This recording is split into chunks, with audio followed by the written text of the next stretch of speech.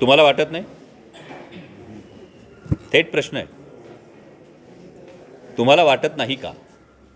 जर 141 खासदारांचं थेट निलंबन होत असेल तर ही वाटचाल कोणत्या दिशेने असं आपण म्हणू शकाल? हा साधा प्रश्न आहे. सर, तुम्ही रशियन चीनचं उदाहरण दिलं. त्याची वाटचालीची सुरुवात आता झाली असं वाटतंय. तुम्हाला वाटत नाही? थेट प्रश्न आहे. तुम्हाला वाटत नाही का? जर 141 खासदारांचं थेट निलंबन होत असेल तर ही वाटचाल कोणत्या दिशेने असं आपण म्हणू शकाल? हा साधा प्रश्न आहे.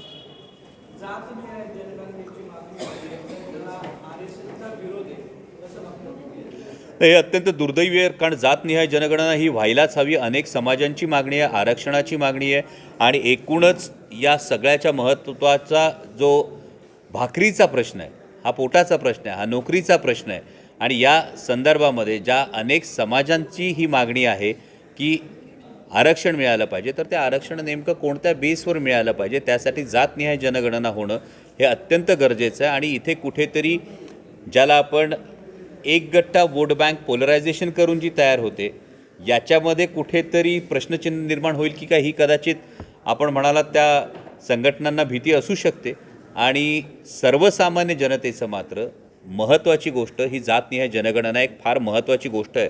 महाराष्ट्रानं एक आदर्श घालून दिलेला आहे.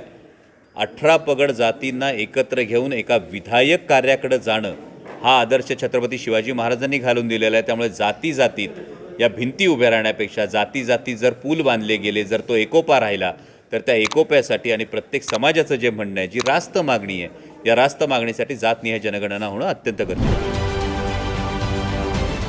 राजकारणातील प्रत्येक अचूक बातमीचे सर्वात आधी अपडेट्स मिळवण्यासाठी सरकारनामाच्या सर्व सोशल मीडिया प्लॅटफॉर्मला लाईक, फॉलो आणि सबस्क्राईब करा. तसंच सर्व नोटिफिकेशनसाठी बेल आयकॉन प्रेस करायला विसरू नका.